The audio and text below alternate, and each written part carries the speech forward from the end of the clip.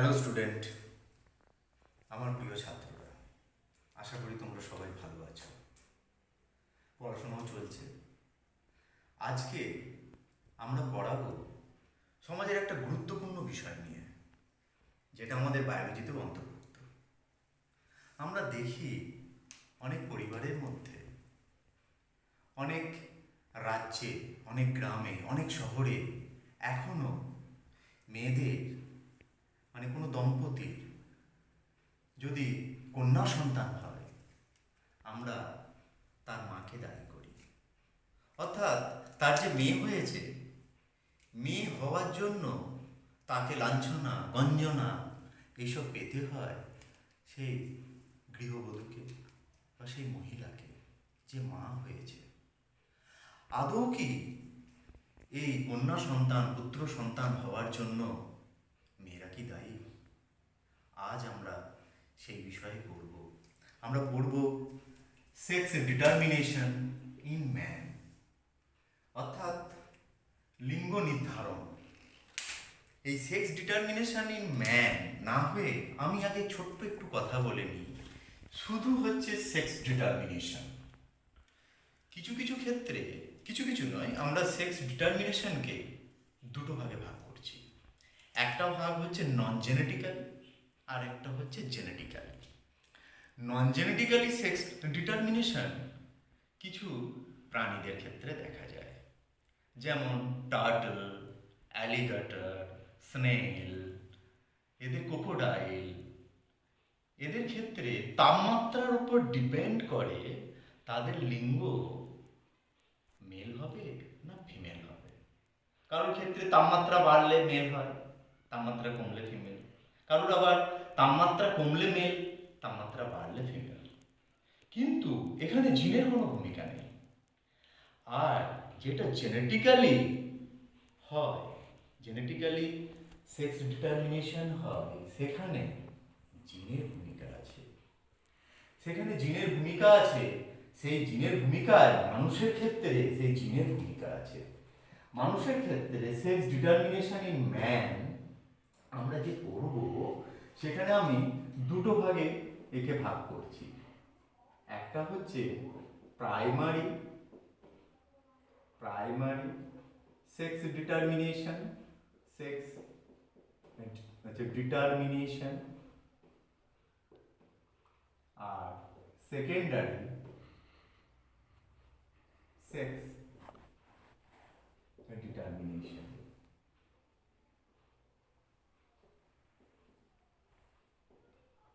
তাহলে primary sex ডিটারমিনেশনের জন্য আমাদের জিন দরকার, অর্থাৎ ক্রোমোজোম। আর সেকেন্ডারি সেক্স ডিটারমিনেশনের জন্য, এগুলোর জন্য হরমোনসের প্রভাব আছে। আমি আগে সেক্স ডিটারমিনেশনটা, সেকেন্ডারি সেক্স ডিটারমিনেশনটা বলে দিচ্ছি। হরমোন পুরুষ এবং স্ত্রীদের জন্য হরমোন দায়ী সেই পুরুষালী স্বভাবের জন্য।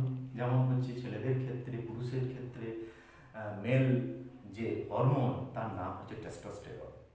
আর স্ত্রীদের ক্ষেত্রে, ফিমেলদের ক্ষেত্রে যে হরমোন দায়ী তার নাম ইস্ট্রোজেন, প্রোজেস্টেরন, রিল্যাক্সিন। এই হরমোনগুলো স্ত্রী স্বভাবের জন্য, তার বৈশিষ্ট্যের জন্য, তার শারীরিক গঠনের জন্য দায়ী।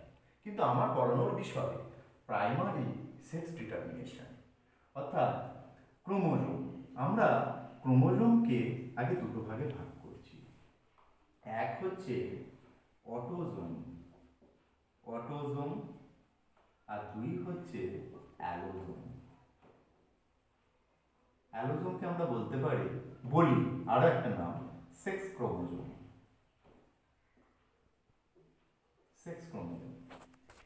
অটোজোম কাকে বলে? বাংলায় বললে তাকে কি বলবো?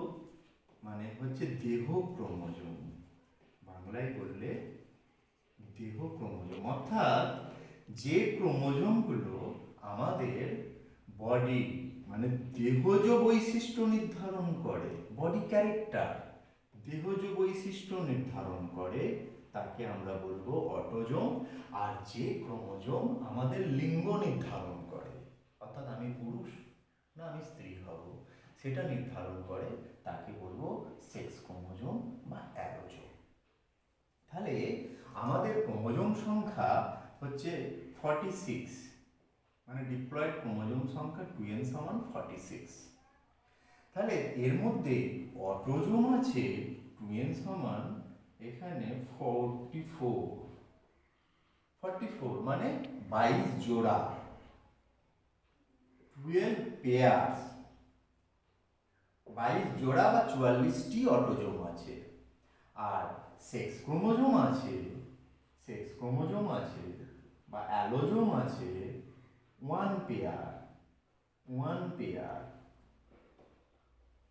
এই 1 পেয়ারটা কি কি না XX আর XY। এই XX হচ্ছে ফিমেলদের ক্রোমোজোম, আর XYটা হচ্ছে মেলদের ক্রোমোজোম। অর্থাৎ পুরুষদের ক্রোমোজোম সেক্স ক্রোমোজোম XY আর মেয়েদের সেক্স ক্রোমোজোম XX। X ক্রোমোজোমটা বড় আর Y ক্রোমোজোমটা আকারে ছোট। বিজ্ঞানী প্রফেসর হেনকিং এই এক্স ক্রোমোজোম ডিসকভার করেন। প্রফেসর হেনকিং এই chromosome theory of sex determination সেটা ব্যাখ্যা করেন বিজ্ঞানী উইলসন অ্যান্ড স্টেভেন।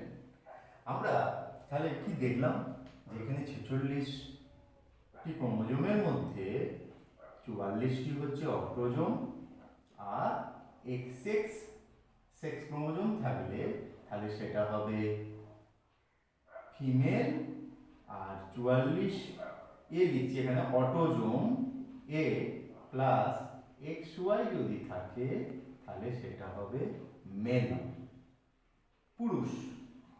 এখানে একটা ছোট্ট বিষয় জানার আছে। কি বিষয় না, এই যে XX দুটোই একই রকমের জিন, তাই জন্য একে বলা হয় হোমোমরফিক ক্রোমোজোম। Homomorphic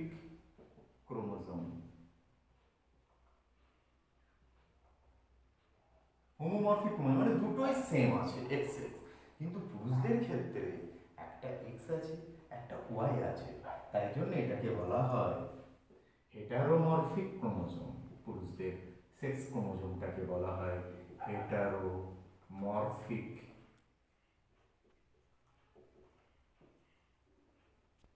chromosome. তাহলে আমাদের কি পেলাম, পুরুষদের ক্ষেত্রে 44টি অটোজোম, এক জোড়া সেক্স ক্রোমোজোম, তাহলে 44, একটা X 45, একটা Y 46, তাহলে 46টা ক্রোমোজোম হয়ে গেল। মেয়েদের ক্ষেত্রে ফিমেলদের ক্ষেত্রে 44টি অটোজোম, তাহলে অটোজোমটা সেম সবার ক্ষেত্রে, আর একটা X ক্রোমোজোম 45 আর একটা X ক্রোমোজোম 46 নিয়ে 46 হচ্ছে যে ফিমেল ক্রোমোজোম। তাহলে আমরা এবার চলে যাই সেক্স ডিটারমিনেশন। কিভাবে আবার বড় কে দায়ী, আমি একটা কোশ্চেন করেছিলাম যে কন্যা সন্তান হচ্ছে পুত্র সন্তান হচ্ছে, এর জন্য আমরা মেয়েদিকে যে দোষী করছি, অর্থাৎ পুত্র সন্তান হলে মেয়েদিকে কেউ দোষী করে না, তখন মিষ্টি বিতরণ হয়, কিন্তু কন্যা সন্তান হলে একটা অন্ধকার নেমে আসে, সবার জন্য আসে না, সব কথাই কিন্তু সবার ক্ষেত্রে নয়, কিছু জনের ক্ষেত্রে। হ্যাঁ, তাহলে আমরা দেখব সত্যি কে দায়ী এর জন্য। আমরা চলে আসছি কিভাবে কোন সন্তান, সেখানটা মুছে দিলাম।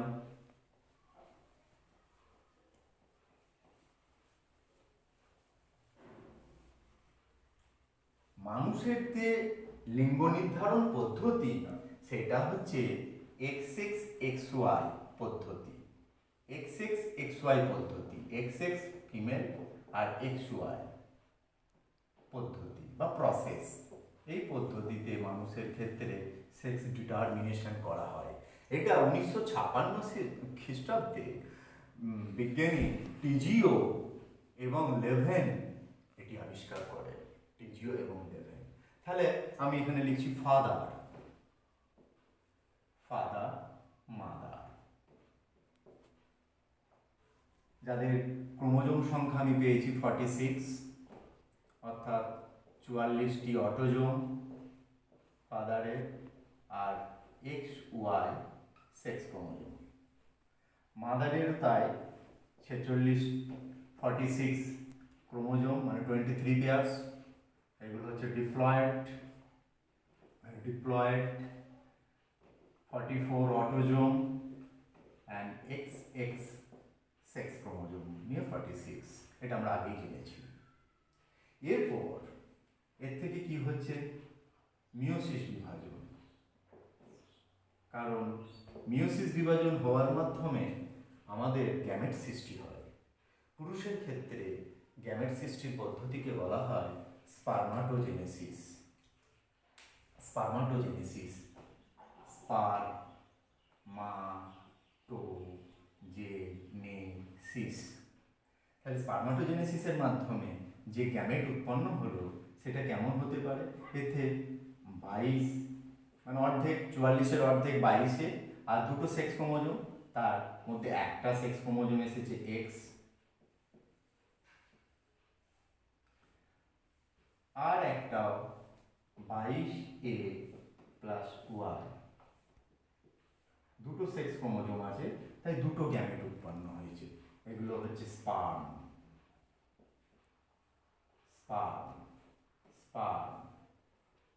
পুরুষদের শরীর থেকে। তাহলে এখানে ছিল 23, n সমান হচ্ছে 23। দেখো 22টা অটোজোম আর একটা এক্স ক্রোমোজোম, তাহলে 22 আর 1 23, 22 প্লাস 1 23, মানে 23টি ক্রোমোজোম হলো স্পার্ম। আর স্পারমাটোজেনেসিস প্রক্রিয়ায় স্পার্মকে আমরা যদি দেখি এরকম দেখতে, মস্তক, এই হচ্ছে স্পার্ম, মস্তক, গ্রীবা, পুচ্ছ নিয়ে গঠিত। এই এক্স ক্রোমোজোম বিশিষ্ট স্পার্মকে বলা হয় গাইনোস্পার্ম। আর ওয়াই ক্রোমোজোম বিশিষ্ট স্পার্মকে বলা হয় অ্যান্ড্রোস্পার্ম। আর ওয়াই ক্রোমোজোমকে তাই জন্য বলা হয় অ্যান্ড্রোজোম। অ্যান্ড্রোস্পার্ম, অ্যান্ড্রোজোম। তাহলে এখানে দু রকমের আমি স্পার্ম পেলাম। কিন্তু মায়েদের মানে মাদারের কাছ থেকে যে গ্যামেট উৎপন্ন হয় সেই গ্যামেট উৎপাদনের প্রক্রিয়াকে বলে উজেনেসিস। এই উজেনেসিস প্রক্রিয়ার মাধ্যমে মিয়োসিস কোষ বিভাজন হচ্ছে ওখানে।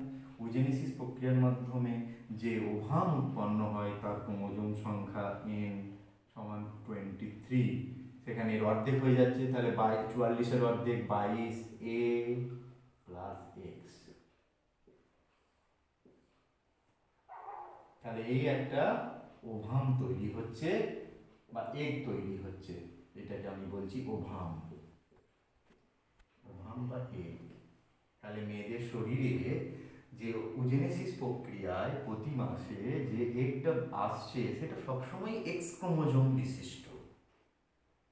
এবার যখন এই ফার্টিলাইজেশন হচ্ছে, নিষেক হচ্ছে, তখন এক্স ক্রোমোজোম বিশিষ্ট শুক্রাণু যখন এক্স ক্রোমোজোম বিশিষ্ট মানে ডিম্বাণুকে ফার্টিলাইজ করে জাইগোট সৃষ্টি করছে, তার থেকে যে সৃষ্টি হচ্ছে সেটা আমরা দেখব এখানে কি হচ্ছে, 22A প্লাস এক্স। আর মায়ের কাছে যে ওভাম বা এগ আছে তার ক্রোমোজোম 22A প্লাস এক্স। তাহলে আমি কি পাচ্ছি, 44A প্লাস XX, অর্থাৎ এটাও হচ্ছে একটা ফিমেল, মানে হচ্ছে ডটার তৈরি হলো, DAUGHTER। সেই দম্পতি একটা ডটার সন্তান সৃষ্টি করবে।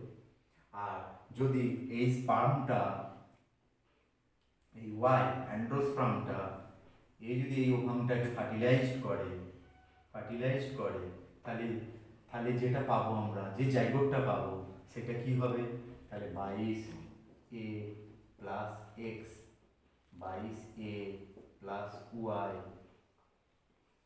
44A প্লাস এক্স ওয়াই, অর্থাৎ এটা মেল, এর থেকে মেল তৈরি হবে সন্তান সন।